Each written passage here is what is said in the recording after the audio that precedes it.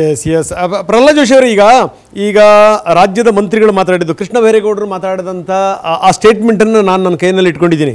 ಅವ್ರು ಹೇಳ್ತಾರೆ ಏನು ಅಂದರೆ, ಮೊದಲು ಇದೇ GST ಇಂದ ರಾಜ್ಯಕ್ಕೆ 70,000 ಕೋಟಿ ನಷ್ಟ ಆಗ್ತಾ ಇತ್ತು.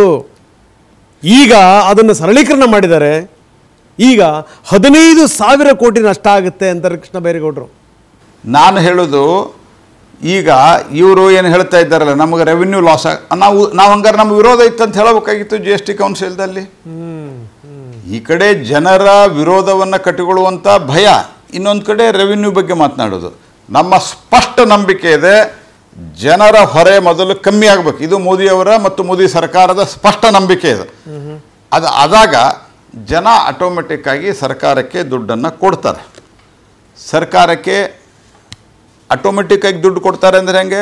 ನಮ್ಮ GST ಜಾಸ್ತಿ ಆಗ್ತದೆ, ನಮ್ಮ GDP ಜಾಸ್ತಿ ಆಗ್ತದೆ. ನಮ್ಮ GDP ಜಾಸ್ತಿ ಆದಂಗೆ ನಮ್ಮ GST ಜಾಸ್ತಿ ಆಗ್ತದೆ. ಇದು ಕಾಮನ್ ಸೆನ್ಸ್ ಇದು. ಆದರೆ ಕಾಂಗ್ರೆಸ್ಸಿನ ಅಪ್ರೋಚು, ಬೈರೇಗೌಡರು ಇಲ್ಲೆಲ್ಲ ಮೊದಲೇ ಮೀಟಿಂಗ್ ಮಾಡಿದ್ದಾರೆ ಇದನ್ನು ವಿರೋಧ ಮಾಡಬೇಕು ಅಂತ. ಈಗ ಹೇಳ್ತಾರೆ ನಾವು ಮಾಡಿದ್ದೀವಿ ಅಂತ.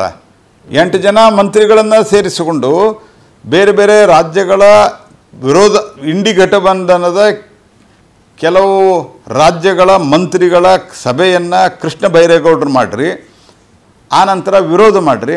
ಯಾವಾಗ ಜನ ಚೀತು ಅಂತಾರೆ ಅಂದಾಗ ನಾವೇ ಮಾಡಿದ್ದೀವಿ ಅಂತ ಹೇಳೋದು, ಇಲ್ಲ ಅಂದರೆ ನಮಗೆ 15,000 ಕೋಟಿ ಲಾಸ್ ಆಗಿದೆ ಅಂತ ಹೇಳೋದು ಯಾವ ನ್ಯಾಯ ರೀ ಇದು?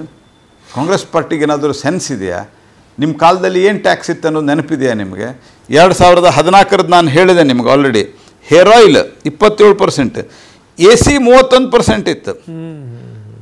ನಾನು ಈಗಾಗಲೇ ಹೇಳಿದೆ, ನೀವು ಹೋಟೆಲ್ಗೆ ಹೋಗಿ ಒಂದು ತಂದೂರಿ ರೋಟಿ ತಿಂದರೆ 15 ರೂಪಾಯಿ 15% ನಿಮಗೆ 20% ಟ್ಯಾಕ್ಸ್ ಕೊಡ್ಬೇಕಾಗಿ 20%. ಒಂದು ಕಾಫಿ ಕುಡಿದ್ರೆ 20%. ಅದನ್ನು ನಾವು ಜೀರೋ ಮಾಡಿದ್ವಿ. ನೀವು ಸ್ವಾಗತ ಮಾಡೋದು ಬಿಟ್ಟು ಅಳ್ತಾ ಇದ್ದೀರಲ್ರಿ, ಎಂಥ ದುರ್ದೈವ ಕಾಂಗ್ರೆಸ್ ಪಾರ್ಟಿದ್ದು. ಮತ್ತು ಅದು ಸಿದ್ದರಾಮಯ್ಯನಂಥವ್ರು. ಬೇರೆ ಯಾರಾದರೂ ಮಾತನಾಡಿದರೆ ನನಗೆ ತಾವು ಸಮಾಜವಾದಿ ಅಂತ ಕರ್ಕೊಂಡಂಥವ್ರು, ಯಾವುದೋ ಒಬ್ಬ ರಾಹುಲ್ ಗಾಂಧಿ ಮಾತು ಕೇಳಿ ಈ ರೀತಿ ಅತ್ಯಂತ ಸೆನ್ಸ್ಲೆಸ್ ಆಗಿ ಮಾತನಾಡೋದು, ಇದಕ್ಕೇನಾದರೂ ಅರ್ಥ ಇದೆಯಾ ಇದಕ್ಕೆ? ಆಯ್ತಪ್ಪ, ಜನಕ್ಕೆ ರಿಲೀಫ್ ಸಿಕ್ತು, ಮುಂದೆ ನಾವು ನಮ್ಮ ರೆವಿನ್ಯೂದ ಬಗ್ಗೆ ನಾವು ಆನಂತರ ಯೋಚನೆ ಮಾಡೋಣ ಅಂತ ಹೇಳುವಂಥ ಒಂದು ಮಾನಸಿಕತೆ ಇರಬೇಕಾ? ಎಷ್ಟು ಸರ್ತೆ ನೀವು ಟೋಟಲ್ ಸುಮಾರು 70-80 ಸಾವಿರ ಕೋಟಿ ರೂಪಾಯಿ ಇವ್ರದ್ದು ಜಾಸ್ತಿ ಕಲೆಕ್ಷನ್ ಆಗ್ತಾಯಿದೆ.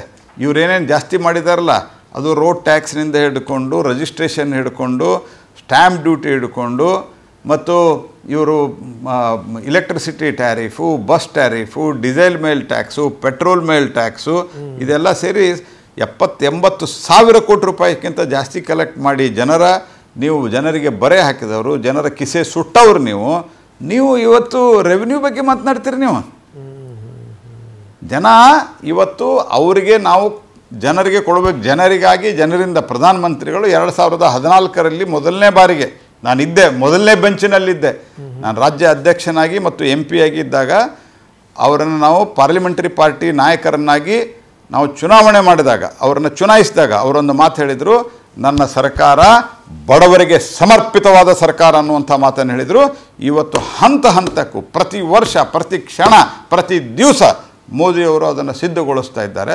ನೀವು 15,000 ಕೋಟಿ ಲಾಸ್ ಆಯಿತು ಅಂತ ಅಳ್ತಾ ಇದ್ದೀರಲ್ಲ, ಜನರಿಗೆ ನಿಮಗೆ ಸಿಕ್ಕಿದ್ದು ಸಂತೋಷ ಇಲ್ವಾ? ಖರ್ಗೆ ಅವರೇ, ಸಿದ್ದರಾಮಯ್ಯನವರೇ, ಬೈರೇಗೌಡರೇ, ಜನಕ್ಕೆ ಇಷ್ಟು ಒಂದು 20 ರೂಪಾಯಿ ಚಹಾ ಕೊಟ್ಟರೆ ಅದರಲ್ಲಿ ಕನಿಷ್ಠ ಪಕ್ಷ 4 ರೂಪಾಯಿ ಟ್ಯಾಕ್ಸ್ ಕೊಡಬೇಕಾಗ್ತಿತ್ತು. ಆ 4 ರೂಪಾಯಿ ನಾವು ನಿರ್ಮಲಾ ಸೀತಾರಾಮನ್ ಅವರು ಇದು ಭರವಸೆ ಕೊಟ್ಟಿದ್ದಾರೆ, ಅದೆಲ್ಲವೂ ಟ್ರಾನ್ಸ್ಫರ್ ಆಗೋ ರೀತಿಯಲ್ಲಿ ನಾನು ಕ್ರಮ ಕೈಗೊಳ್ತೀನಿ ಅಂತ.